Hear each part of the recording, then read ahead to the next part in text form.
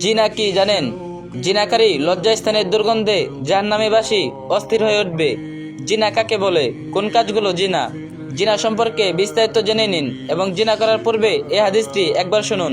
জিনা কি শুধু অবৈধভাবে মেলামেশা করাকেই জিনা বলা হয়? উত্তর না। হাদিসের ভাষায় জিনা বহু প্রকারের বিভক্ত। যেমন 1, কোনো বেগানা নারী অথবা পুরুষের প্রতি দৃষ্টি দেওয়া চোখের জিনা।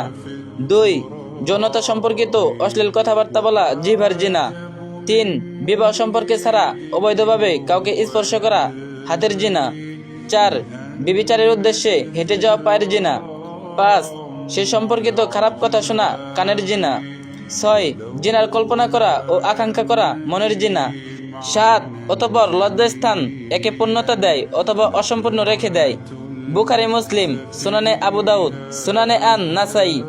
অথচ আমরা কেবলমাত্র সর্বশেষ ধাপটিকেই জিনা মনে করে থাকি। এবার ভেবে দেখুন, আপনি এসব কাজের কোনো একটির সাথে জড়িত নন তো? জিনা স্পষ্ট হারাম।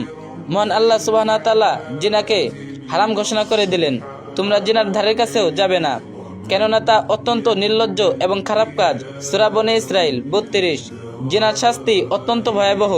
রাসূল সাল্লাল্লাহু আলাইহি সাল্লাম বলেছেন, আমি স্বপ্নে একটি চুলা দেখতে পেলাম, যার উপরের অংশ ছিল চাপা আর নিচের অংশ ছিল প্রশস্ত, আর সেখানে আগুন উত্তপ্ত হচ্ছিল এবং ভিতরে নারী পুরুষরা চিল্লাচিল্লি করছিল।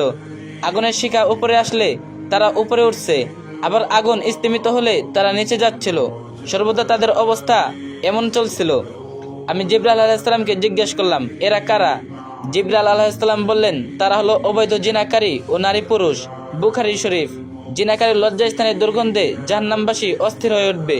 সেদিন জিনাকারীকে পিপাসা মেটানোর জন্য এই পচা পানি পান করতে দেওয়া হবে। তাই সবার উচিত প্রেমিক প্রেমিকা নামের বিবাহ বহির্ভূত এসব শয়তানি সম্পর্ক বাদ দেওয়া এবং অবৈধ প্রেমিক প্রেমিকাকে আশা না করে তা ত্যাগ করে আল্লাহর কাছে তওবা করা। আমিন। আর ভিডিওটি একটা শেয়ার করে দিন, আর যে যত পারেন বেশি বেশি কপিলিং করে দিন। تدوسين المصاحب في التراب